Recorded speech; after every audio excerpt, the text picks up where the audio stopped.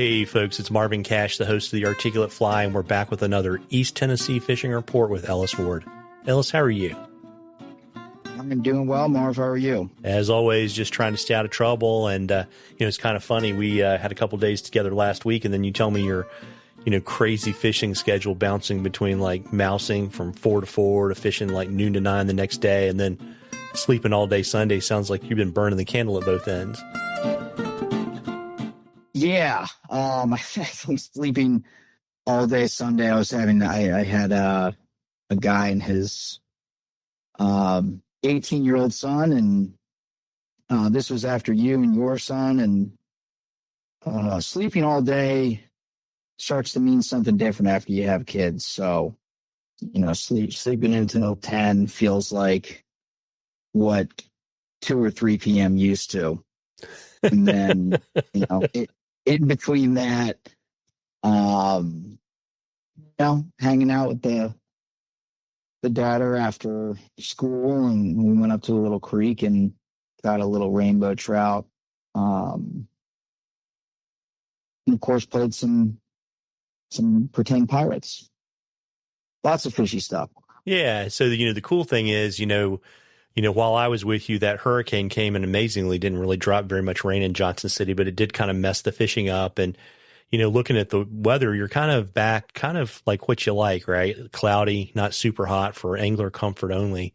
What are you seeing on the water? Yeah, that was a weird, really couple days. But it was nice you were here for 2 days, so you got to see the bad side and the good side.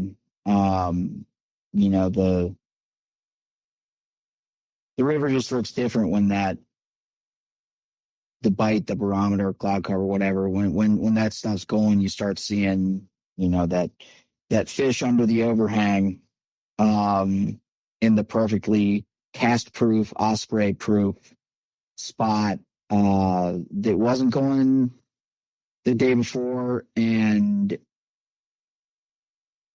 you start seeing fish scream out of banks that it can be frustrating when I know fish are here and the casts are there and everything's lined up. And most of the time when that is occurring and we have even slightly favorable conditions, we're getting feedback. But yeah, there was, I'm not sure if it was because it was the edge of that depression versus something passing through, which is somewhat more of a predictable dropping in the barometer, cloud cover, etc., rising, some wind and restabilization. But yes, we are back to what I would call normal, which still, relative to our fishing, the tailwater is normal, is super high ceilings, super low floor. So, Marv, I gotta tell you, we hooked that trout under the tree. Did you really? Yeah, and went straight into the logjam, and the angler just sat there. I started laughing immediately. I mean, he just sat there with his rod up and a tight line, kind of jaw dropped that the fish ate, and he had it on, and the line was back in the boat. So there's not a whole lot to be done with a fish like that, where it was fishing size 24 on 6X. So just so we're clear, this was that last dry fly spot we fished before we went back and fished streamers to the bitter end on the last day. Yeah, that one spot with the nice brown on the other side of the stick under some overhang stuff, where we tried a couple different angles and it just wasn't happening. Yeah. It's basically we dropped down below your buddy, right, at the end. Yeah. Yeah. Yeah. Well, it's at least we know it was a good fish. I didn't know that. Yeah, it was a nice fish, and there were a couple more there. So yeah, it's been good, and it's starting to get to blue wingy season. You still got some yellow bugs around there, but man, the 20 to 24s are really where it's at. And I mean, really, if I'm going double dries, I'm going 18, 22. If I'm just doing one, it's a 20 or a 22.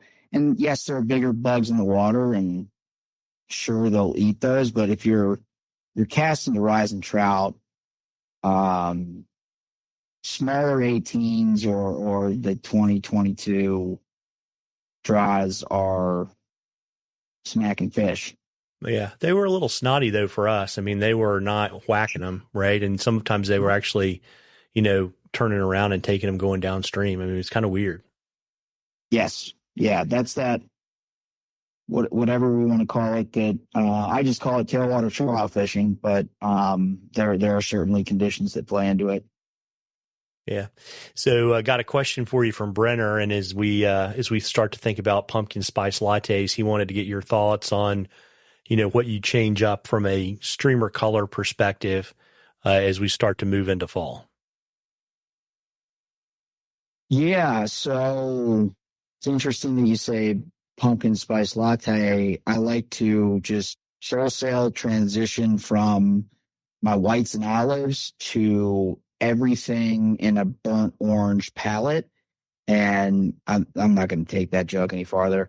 I'm a bad person to ask about this. I'm going to be honest, because, and this is an answer to the question, in fairness, but I don't really change color as much as other people. And at this point, I'm looking at, 1,000 or so days on the water, just me fishing, along with as many with clients. And most of that is strictly streamer fishing. It's an insane amount of data to be working with. And I just don't see an impact switching colors. Profile, water column, action. So whether or not you're giving it longer pauses. I mean, if you're fishing, let's say, a yellow dungeon, and one cast is a foot off the bank and you let it rest for a quarter of a second and then start working it back with 4 to 6 inch strips, and even your line's a little downstream, so it's sort of getting swept, that is a different universe than if you cast with your rod tip ending slightly upstream, tight line, the bug hits the water, your cast begins as your rod is coming down, even with the fly. It's had a chance to, sit or at least get stable there, and you start retrieving it from that slack point against the bank, this time 2 inches from the bank, and you give it half second, 3/4 second kills and, 12 to 18 inch drifts. That's the same fly. And those two presentations, I don't care if you throw on a musky fly and the other option is a single hook woolly bugger. Like, those two presentations from the same yellow dungeon may as well be different flies. So I would just caution people to, I love playing with color. Dude, I mean, I'm staring at a box of dozens of colors of dyes. I like the art side to it. I like stuff that looks cool. That's one of my biggest recommendations to people is, and one of the reasons that I have people fishing white so much is because they see it and say, ooh. And then all of a sudden when you get that, ooh, they're casting, you get that extra 6, 8, 10 inches to the bank. And that's when things start to happen. But if that's yellow or if that's, brown to chartreuse comp, like whatever it is for you that has you feeling good, that's what you're going to. There's just not a fish in the river or a sculpin in the river that looks like so many of the things that I fish. But relative to where the trout are eating, what the profile is doing, the different bite triggers, in your cast and conditions. Like, all of this stuff outweighs color, in my opinion,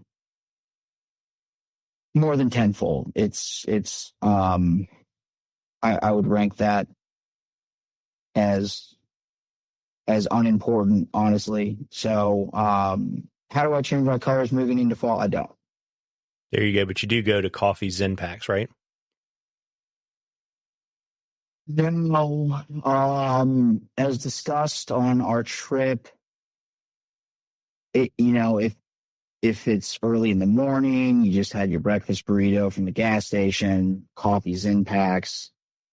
That's like a lab experiment that I'm not going to recommend to anyone who wants to have a good day. So I stick with Cool Mint, and others who like to live on the edge, they can go coffee. There you go. But just let's be cool. You're a real man. You're doing sixes, not threes, right? Dude, I think there's some 12 or 15 milligram touches out there that I feel like would put a small horse down. So, but yes, 15 years of dipping Grizzly long cut, the 6 milligrams are a little bit of a methadone for me.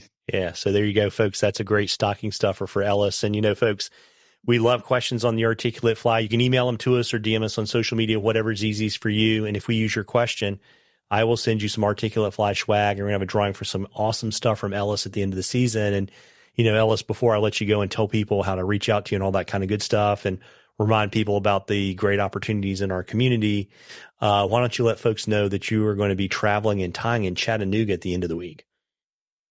Yeah, I'm doing tying night at the Hatch Outfitters in Chattanooga. I'm tying the swim bug, which I have a couple videos on. This is the first time I've done live tying in a few years, so I'm pretty excited. You can find information on I believe it's 8 p.m. It could be 6. But check out the Hatch Outfitters Instagram, and it's $15. You get all the materials. I'm supplying the deer hair and mallard and pre-selected feathers and all that stuff. And I'll have more information on my Instagram at Ellis Ward Guides. Yeah, and I will drop that in the show notes. And, folks, remember that we've got 2 great benefits in our community that we host on Patreon. At one level, you can get a discount on Ellis's bucktails, and he's moved to a new place with a massive workshop. So it's going to be Bucktail Central here in about, 3 months, 4 months. And then another is at another level, you get a $100 annual guide credit with Ellis. So 2 great ways to support the show and to support Ellis. And Ellis, before I let you go, you want to let folks know, kind of what your guide calendar looks like, how to reach out and all that kind of good stuff? Yeah, I mean, after I unburden my shoulders from the weight you put on me, I'm already a little anxious about bucktail season coming out, but it happens every year, and I'm excited for it.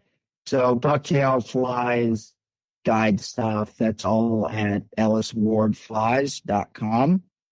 And calendar, I'm going to be starting to look at muskie pretty soon, and there are some different reasons why, and we can talk about that in a couple weeks here. But I will be starting to do that. The headwaters that I fish, and then some of the reservoirs that I fish here in Tennessee and Western North Carolina are, they stay much cooler than a lot of the musky water in the South and the Southeast. So going to start to push that. Otherwise, big push on malik, and I want to do as much of that as possible until it gets too chilly, and a decent amount of availability.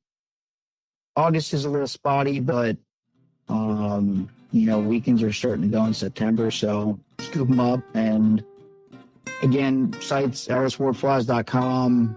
That's what ask for availability, ask questions, whatever it is. Text or call my cell at 513-543-0019.